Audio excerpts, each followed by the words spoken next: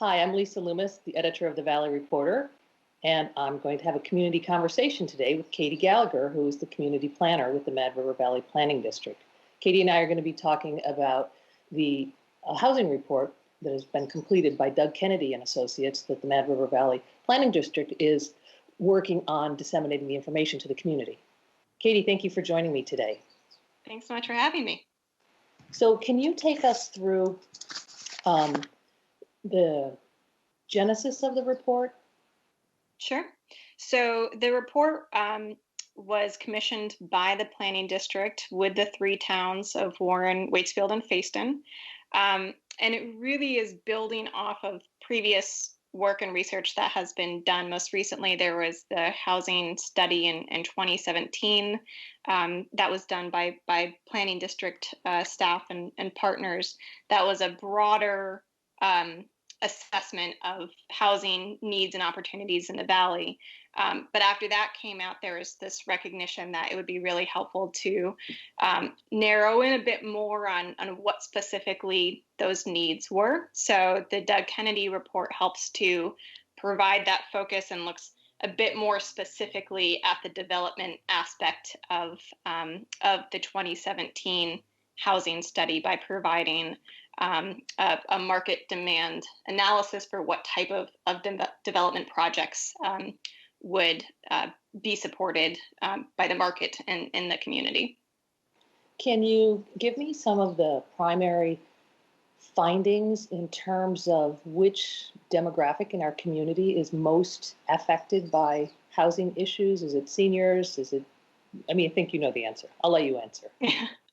So the report does confirm that broadly speaking, the supply of housing, specifically housing that is appropriate to our needs and affordable, does not meet the demand. Our demand is much higher than our supply.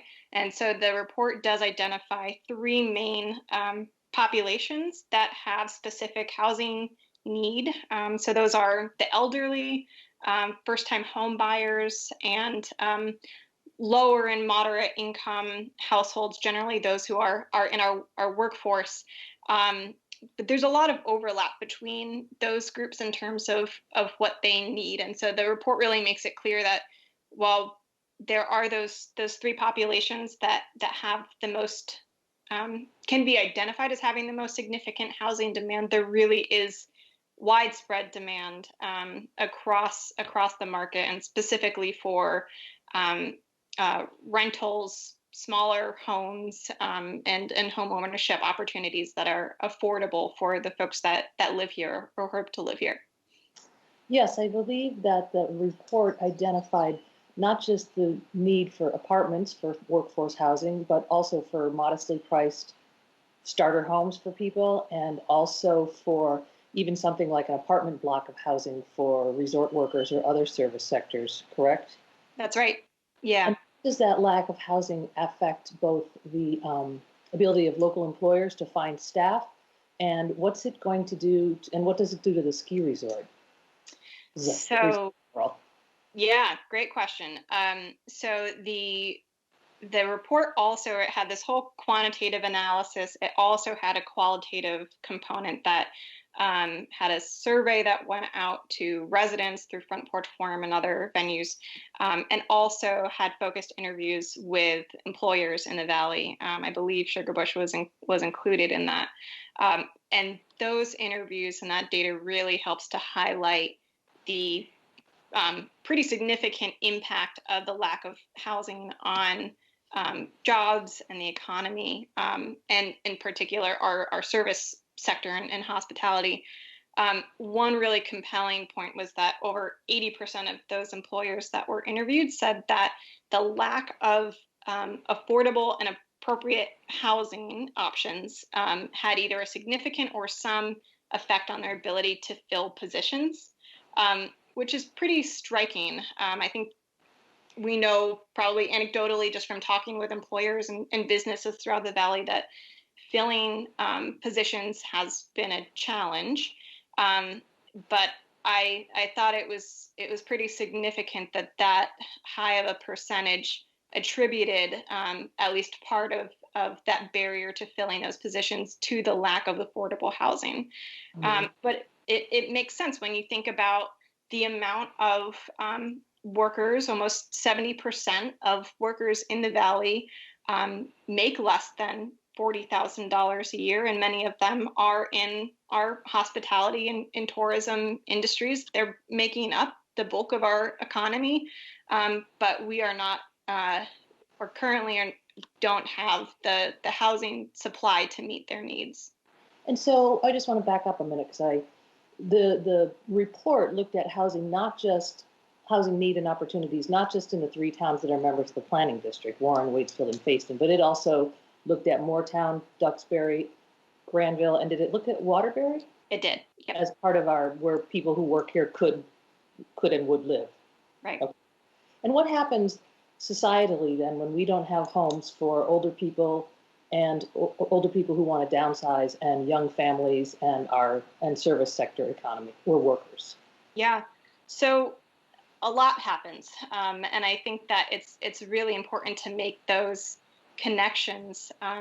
We know that our current reality and our trajectory based on that reality shows a community that is getting older and wealthier, and doesn't have a lot of, as we've been talking about, housing opportunities for younger families and those in the workforce. And when that happens, that means that they are either going to choose or be forced to live outside of the Valley. And if they're not here, that means that they are shopping, spending their dollars somewhere else. That means that they might be having to change work or getting a job outside of the Valley. They're going to be sending their kids to school outside of the Valley. And so then we can take all of those things a step further to think about what that actually means in terms of our town's economic health, our businesses' health, our school systems, and who we want to be as a community are all impacted by the folks who live here. And we know that diversity and social economic diversity in a community is really important for a vibrant community. And so those are things that we're losing if we aren't providing housing for all people. That's interesting. And I think we know that Vermont and Maine are the oldest states in the nation. Is that correct? So I believe that's think correct. The stats for the Valley are slightly more dire. Is that correct? Yeah. And I'm forgetting the numbers off the top of my head, but the numbers for the age of the Valley is a couple years older than the surrounding region. Four? Is that the number? I think so. That sounds right to me, which is already higher. Right. The surrounding region is already higher. Yes, I think that's the number that sticks in my head. Yeah. And so let's talk about the costs of housing in the Valley compared to, say, Washington County. And I think you have some metrics on an average couple that you could provide for me, explaining about attainable housing for a two-income household. Yeah. So the cost of housing in the Valley is a really important point. So the median value of a primary home, so not even talking about seasonal homes, but primary home values in the Valley are about $334,000. That's over $100,000 more than the secondary market. So again, that's Granville, Duxbury, Moortown, and Waterbury. And that's even significantly higher than Washington County, which is just $217,000. So if we look at an average couple in Waitsfield, and I'm just picking on Waitsfield because that's what I have the numbers for.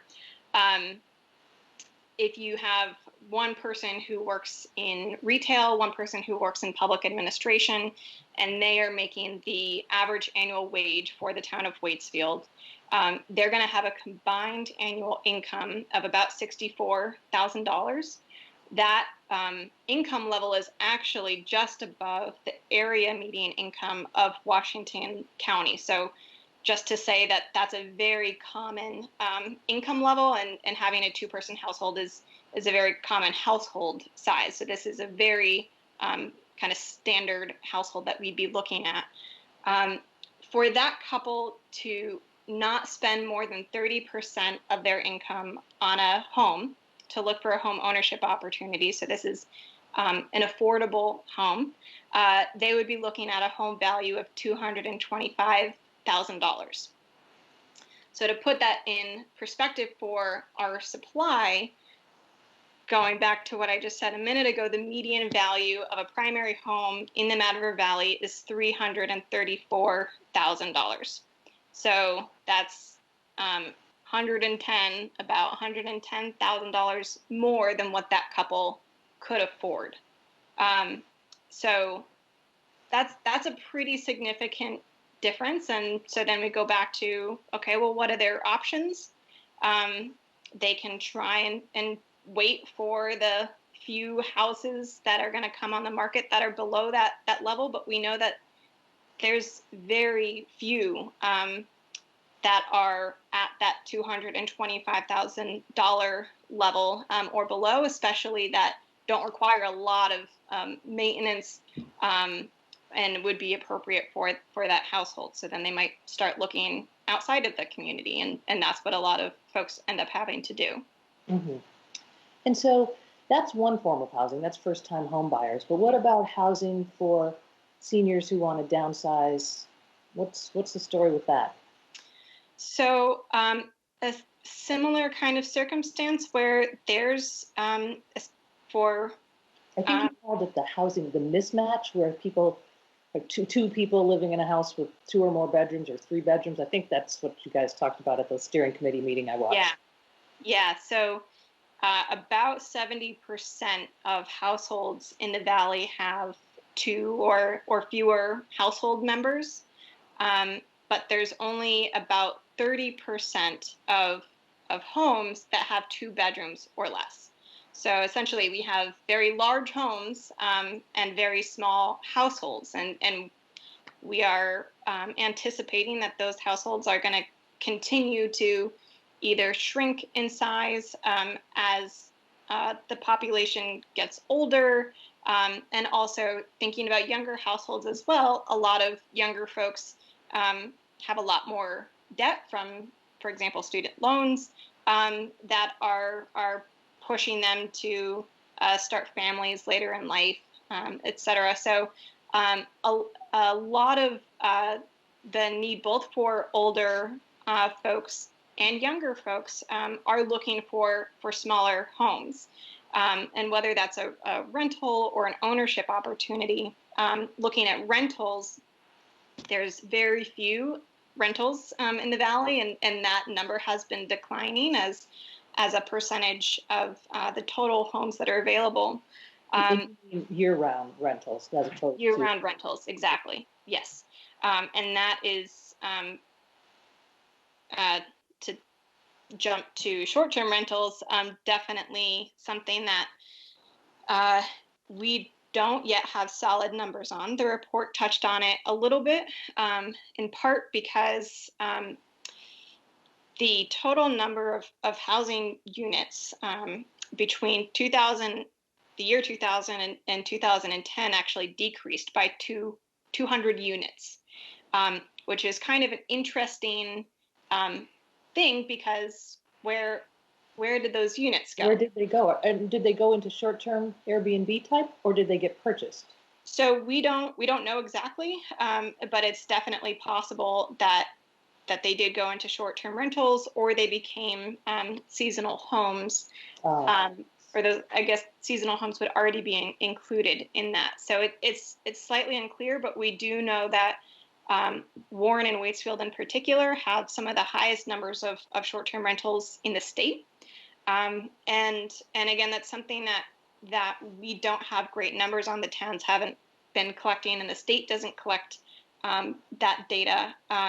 But there are certain sources that can provide some insight there, and that's certainly one theory.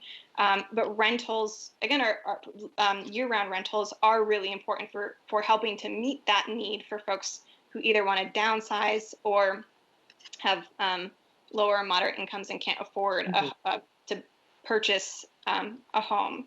And for folks who are on the lower end of the income spectrum and are looking for subsidized housing, that's another area where it's even more limited. And we have a couple of subsidized housing opportunities here in the Valley, but there's currently a wait list of about 90 families for Wow. 2 of them. Wow, that's a huge number. It is. And it does, that number, I believe, goes beyond just the need in the 3 towns. But it is pretty significant. And the report notes that any subsidized rental project would very likely lease up essentially immediately, which is the case for any of those types of projects throughout the state, because there's such a widespread need in that area. Well, I know that the Mad River Valley Planning District is working on housing, but I think you're also partnering with, I guess the question is, are you partnering with the newly reconstituted Mad River Valley Housing Coalition? Can you tell me about that relationship and how you're working together and some of the work that the Housing Coalition is undertaking right now? Yeah, so as you mentioned, the Housing Coalition was really revamped about a year ago, before my time. I started in September. But they have been working, I should say they hired Keziah Haviland Montgomery a couple months ago now in the fall. She has a lot of expertise in this area, especially in terms of building affordable housing and designing. And so she has been helping to set a really solid foundation for the coalition to build work out into the future to address affordable housing. So she's been doing a lot of research and outreach to professionals in the area, from Burlington to Montpelier, and they're working on public education and buy-in, recognizing that a lot to make systemic change in this area, we need to make kind of tough decisions as a community. And so in order to have those conversations and to move forward, we all need to be on the same page about what the problem is, and that there is a problem that exists, and what we can do to move forward. So from the planning district, my predecessor helped in that revamping process of the getting the Housing Coalition on track. And I have me and Josh, our executive director at the planning district, meet regularly with Keziah to discuss next steps and strategies to move forward, and how we as the planning district can support the Housing Coalition and any other housing work that's happening. So coming off of the release of the housing analysis, we will be and are in the process of nailing down dates to be presenting the results of the report to the select boards and the planning commissions of the 3 towns. So hopefully getting those dates on the calendar soon, but we encourage anybody who's interested to join in those meetings, which I assume will probably be by Zoom. Yes. And then after that, we know that there's a number of other organizations and entities in the Valley that are interested in having conversations about the report and what can be done moving forward. But the Housing Coalition is already moving forward with a few projects. Some of them are in the process of securing funding, and some have been unfortunately delayed due to COVID, but we're hoping that in the next couple of months we'll be able to figure out a way how to engage people more broadly around the data that's come out of this report, but I think just as importantly, the opportunities that we have for action moving forward, because there's a lot that we can do and that we should be doing. There was a real sense of urgency that I heard when you and Keziah and Josh were presenting this to the steering committee a few weeks back. And I think it was John Jameson, one of the Waitsfield Select Board members, who said that this can't just be another report that sits on a shelf. There's a real sort of tipping point, it sounded like, that we're at, that if we don't, as a community, get leadership buy-in from our elected officials, that we will significantly change and permanently alter the demographic of our valley so that it's a bunch of, what were the words Bob and John used? Old geezers like him? I think that's what he said. I mean, it's real. The need to create a diverse economy and a diverse demographic here is real. We need young families and we need to have service sector workers. It's exciting, the work that you guys are doing. And I do hope that the elected leaders in our 3 towns and our planning commissions will take this seriously and will get on board with it so that it's a community-wide effort, making those kinds of difficult decisions that Keziah is talking about. Right. Yeah, well, absolutely. Thank you very much for your time. It's really nice to see a different face. Yeah. Thank you all. Well, thank you for having me. It's been great. Thank you all. This is Lisa Loomis with a community conversation with Kati Gallagher, community planner with the Mad River Valley Planning District. Thanks.